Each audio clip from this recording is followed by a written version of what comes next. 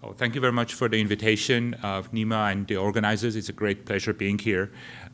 So I will be talking to you about a number of technologies that our lab has developed over the last 10 years or so, in part funded by the BRAIN Initiative. But sort of the broader questions that our lab, and I guess many other labs are interested in, are the following. So how are sensory inputs represented across the brain? How does the large-scale activity of neuronal population is generating behavior, and what is ultimately some of the underlying computational principles that the brain uses in order to represent and process information? So if we consider these questions, we can ask also a simpler question, and that is, how does the scaling of information looks like in the brain? So how is the information distributed basically across the population of neurons within the brain? So to make it more concrete, we can look at this representation in which we are looking at the amount of information that the brain is encoding versus the number of neurons that I am looking at. And so one possibility that we can think of is that there is simply an unbounded scaling of information. As we add more and more neurons to the population, we simply encode more information. But there are also good reasons to believe that this scaling may not hold arbitrarily, and as we add more neurons, that we at some point really face a bounded scaling law, and there is some evidence for that in the literature. The problem that we are facing, however, with, say, commercial neurotechnologies that allow us to record maybe from something like 100 neurons or so, it's very difficult to know on which of these scaling laws we are moving forward. So that is one of the motivations that we want to push the limits on the scale at which we can record from neuronal population, because this answer is really important, because if you imagine these are a group of sensory neurons, the type of information that these neurons are receiving and the way the information is represented will determine some of the downstream availability of information for other brain regions. Another reason is the fact that neurons are densely interconnected, and these interconnected neurons can span many centimeters or millimeters, depending on the model systems, across the brain. And so to make that a bit more concrete, imagine that these would be the responses of 3 sensory tuned neurons that happen to be in regions of the brain that are not accessible at the same time. So you are forced to record from them in a sequential manner, and if you do that to these different representations of the stimuli, you may be led to believe that they are doing the same thing. However, if you were able to record from them all at the same time across trials, you would see that they exhibit a lot of trial-to-trial variability. And not only that, but also that some of these variabilities are correlated. So there is covariation between neurons to the representation of the same stimuli, which are referred to as noise correlations. And we know this is not really noise, but it is capturing information in the brain and how sensory inputs are interacting, for instance, with internal states to drive behavior. So this is another motivation for why we want to be able to record at larger scales and from many neurons as possible. And I hope to give you a little bit of a sense of what it takes to scale up neurotechnologies to larger neuronal populations, and the kind of insights that we can hope to gain from the brain. All right, so this has been the focus of the lab really for the last 10 years or so, where we initially started developing these technologies in the smaller, more tractable model systems like C. elegans and larval zebrafish, where whole brain recording seemed to be within reach. And then over the last 5-6 years, we have pushed this more in the more scattering mammalian brain, mainly the mouse brain. Right, so since many of you are probably familiar with the standard tool of recording neuroactivity in the scattering brain, which is two-photon microscopy, at least when it comes to optics, let's talk about what are some of the fundamental limitations of diffraction-limited two-photon scanning microscopy. So why can't it be scaled up to record from many thousands and whole brain from the whole brain? So let's imagine this is the size of the volume that we want to record from, about 500 micrometer cubed, and we want to record from this volume at something like 5 hertz. And if this is the size of our diffraction-limited voxel, So simple math shows us that that translates to 500 million voxels sampled at 5 hertz. And since each voxel needs to be excited at least by one laser pulse, we need to have an acquisition rate of 2.5 gigahertz. And and that means that we need to have a laser that runs at 2.5 gigahertz repetition rate. Now, such a laser is not very conventionally available, but even if it would be, there is a bigger problem. In this scheme, we end up dwelling on each of these voxels for only 0.4 nanosecond, which is an order of magnitude shorter than the fluorescence lifetime. So we are not able to collect any fluorescence light from each of these voxels. So it's not a matter just, as you can see here, in speeding up acquisition. So one question that we asked a few years ago is, can we relax the spatial resolution without losing information? So if you look at the mouse cortical neurons, which are about where the somata is about maybe 10 to 15 micron in size, and compare it to the size of the diffraction limited spot, you may see that this is maybe unnecessarily high of a resolution. So maybe we can relax it and still be sampling these neurons within Nyquist limit.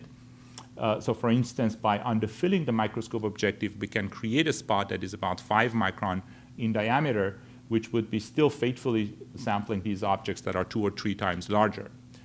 However, due to limitations from optics, you will end up with an axial localization of the excitation that is on the order of 70 microns or so. So you would lose all sectioning capability of the 2-photon microscopy, and you will not be able to discriminate between neurons that are on top of each other. So this led us to the idea of light sculpting, where we came up with an approach, for instance, by using the technique of temporal focusing, in which one could use a temporal degree of freedom to sculpt basically the distribution of light in a more arbitrary fashion in the sample. And now, if you have a spot that is now about 5 micron wide and 15 microns long, and you scan this now simply in X, Y, and Z, and go back to the same example that I started with, the same volume is now translating to 1 million voxels, and sampling that at 5 hertz means that we need just to have a laser that runs at 5 megahertz, which is much more conventionally available. And more importantly, we are now dwelling on each voxel for about 200 nanosecond, which is sufficient to collect all the fluorescence light out. All right, so this was we developed this technique a while ago, and then we asked, okay, what other things can we do in order to further speed up acquisition of voxels within the sample? Now, if you visualize now this situation with the 5 megahertz repetition rate laser that I talked about, you will see that these are the individual pulses, so they are separated by 200 nanoseconds. And after the excitation of the sample with one pulse, about 5 or 8 nanoseconds after that, the entire fluorescence light is emitted. So if you look at this schematics, you're seeing that for the majority of time, there is no exchange of photons between the sample and the microscope, so we are just waiting for the next pulse to arrive. So we can ask, wouldn't it be more efficient if the next pulse would be coming right after the fluorescence has decayed, and then the subsequent pulse, and so on. So this is the idea of temporal multiplexing. So what we can do is we can start off with a much stronger pulse, then split it by using a series of beam splitters, and then let each of the sub-pulses propagate over a distance that corresponds to a multiple of the fluorescence lifetime. So these pulses would be each separated by each other by about 8 nanoseconds or so. Now we can bring these pulses down now together and focus them either onto different axial positions within the sample or to different lateral positions. And then when we scan them all at the same time, we can just look at the arrival time of the photons, and then we would know which plane they would be coming from. Right? So this speeds up acquisition by about 4-fold, because we are having here now a 4-fold multiplexing. And this is an example of that. So here you see 4-fold lateral multiplexing, in the mouse auditory cortex, covering a volume of 1 millimeter by 1 millimeter by 600 microns, containing about 12,000 neurons that we can now capture all at the same time and record. I believe this is at 5 hertz. All right. So what are some of these design concepts of that are needed to do large-scale or scalable volumetric calcium imaging? So one of them I mentioned already in passing, and this is we want to excite each sample voxel exactly by 1 pulse and not more. And the reason for that is that for the same amount of average power, using a 1 pulse per pixel excitation, you are creating the maximum amount of fluorescence light, right? Because if you have multiple pulses, then the signals will add up just linearly, whereas if you put the energy of these separate pulses into a single pulse and excite it with 1 pulse, you have more fluorescence light. And that means that you can either reduce the input pulse energy or have higher signal-to-noise ratio. The next is that the choice of the lateral and the axial PSF for a fixed power budget is determined by the trade-off of the sensitivity of the neuronal detection versus the number of neurons that are detected, that is the volume size, which is basically saying that for a given amount of fixed power, for a given amount of power that we have, is it more important for me to detect all the neurons within a given volume, or do I want to maximize the total number of neurons that I want to record from the brain? And then the spatial sampling should be done at the Nyquist limit with a voxel spacing that is comparable to the lateral size of the excitation. I think this is self-explanatory. And then most importantly here, that the excitation of adjacent voxels in the sample should be separated only by the fluorescence lifetime and not more. So if we focus on this part and what I told you just before, you might have paid attention to this, that here the axis was actually broken. So if I were to draw that to scale, even with this 4-fold temporal multiplexing, you see that 85% of the interpulse interval still remained fully unexploited. So even with this 4-fold multiplexing, we are still waiting just for the next burst of pulses to arrive. So you can ask, so why not repeating the same temporal multiplexing over and over again? And the reason for that is simply practical limitations. So if you count the number of, or if you add up all the delay that you need to have in order to generate such a long delay lines for 30 pulses that would fit in here for the multiplexing, you end up with a delay line of more than 150 meters, which is not very practical in an optics lab. So to address this issue, we came up with a different idea. So we started off again with a high energetic pulse, and then built a cavity that we refer to as the maximum cavity. So we have a pulse that is coming in and is focused by a lens above the output coupler into this 4F cavity that has a slight imbalance.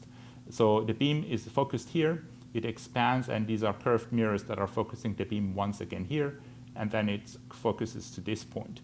And then this mirror is slightly downward tilted, so tilting the pulse slightly downwards, such that it's hitting this output coupler again, where 8% of the pulse is coupled out towards the microscope, and the remaining amount of pulse is then again going a second round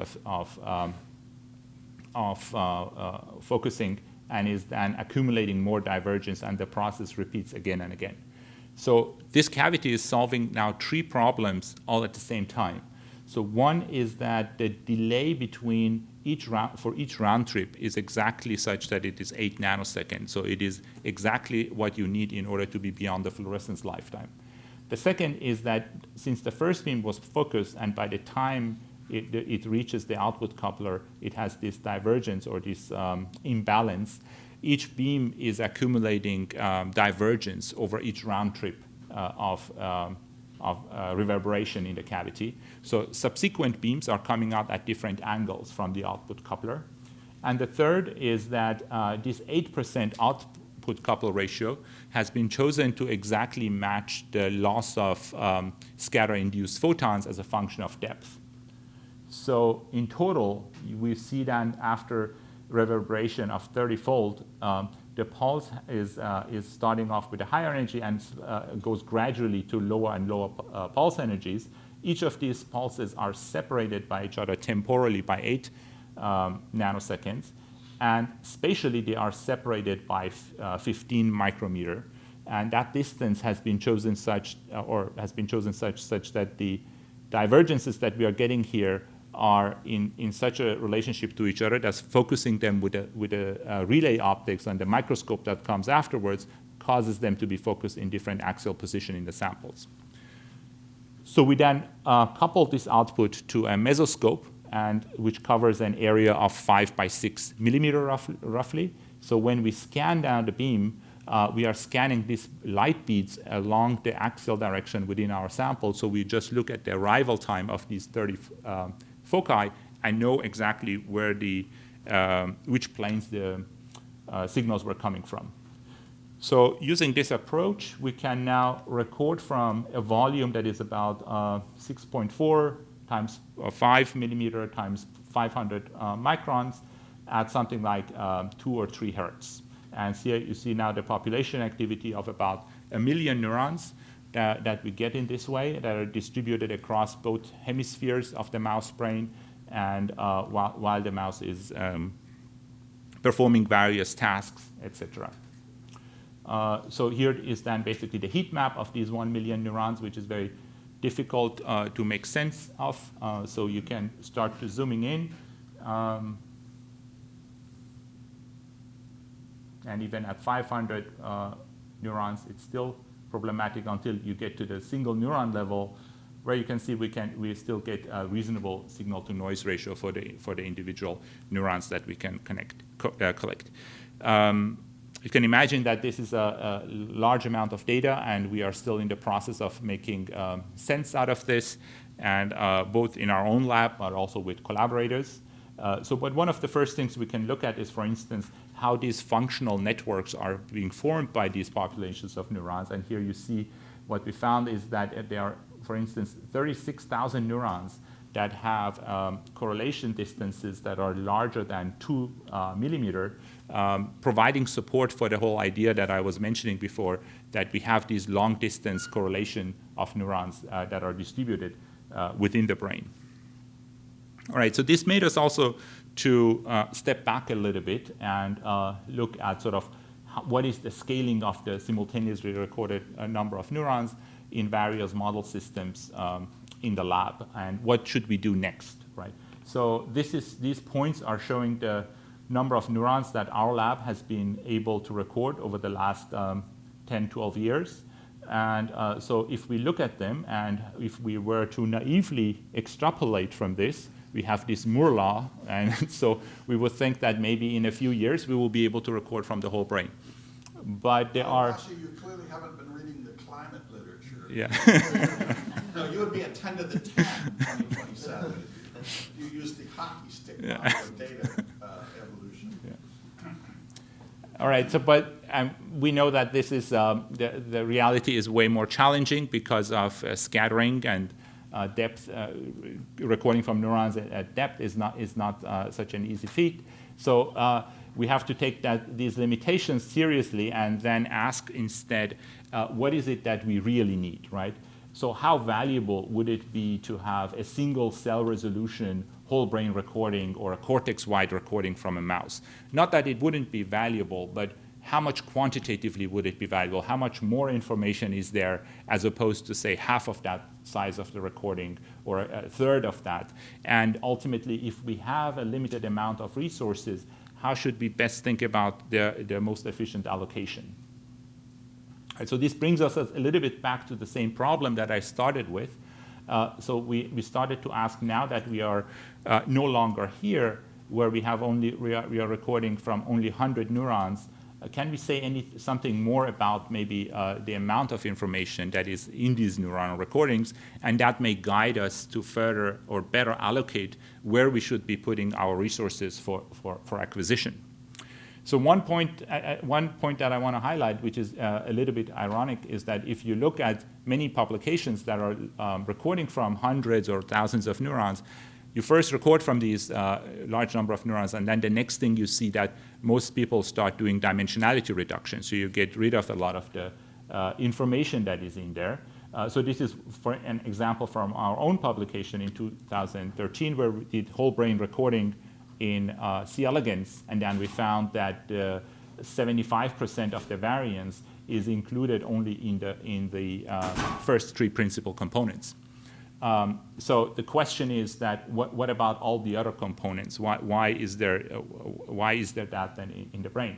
So I think one of the key caveats of these dimensionality methods is that it's very difficult then to say whether these components are containing noise or signal, because there is always sort of an ad hoc choice made about up to what level we want to consider, and the rest is typically just ignored. So to address this question, we adopted another technique, shared variance component analysis, that was developed by Carson Stringer and in Matteo Carandini's and Ken Harris's lab. So in this approach, we are splitting neurons into two sets, and then we are looking at the joint embedding of them in this lower dimensional space, and then we test then the lower dimensional dynamics that we are inferring on some withheld timed data points to establish the reliability of this dimensionality reduction. So in a way, we have an objective way of knowing up to what level of information that we are containing here is signal versus noise. And so when we apply SVCA to this neuronal population recording, what we saw is that there is a very smooth decay of this variance spectrum up to the level of, here we find to thousands of SVCs, and there is no obvious point where there is a significant drop. So it's not clear whether there are any of these or when they would be encoding noise. So here you see now an example of that for, I believe this is 120,000 neurons, where you can, and this is the comparison to the shuffled data, which is establishing a noise floor for us, and clearly up to maybe 1,000 of these dimensions remain highly reliable. And not only that, but also if we look at this as a function of number of neurons that we record, we find that as you are going to larger and larger neuron numbers, the dimensionality that we find in these dynamics seems to go up as compared to what we have here as the objective noise floor.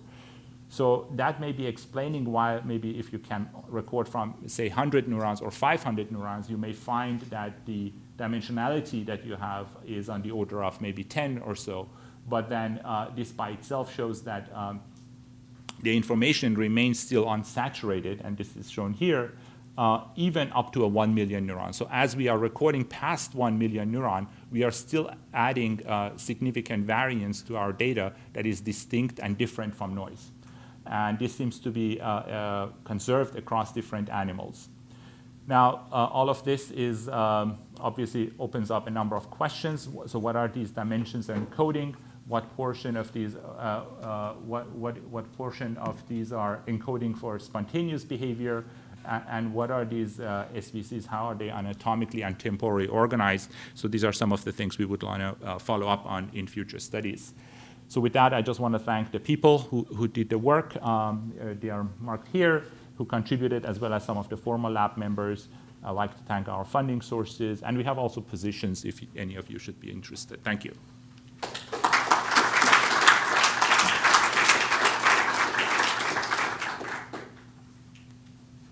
Thank you so much, Dr. Vaziri. I think we have time for one question.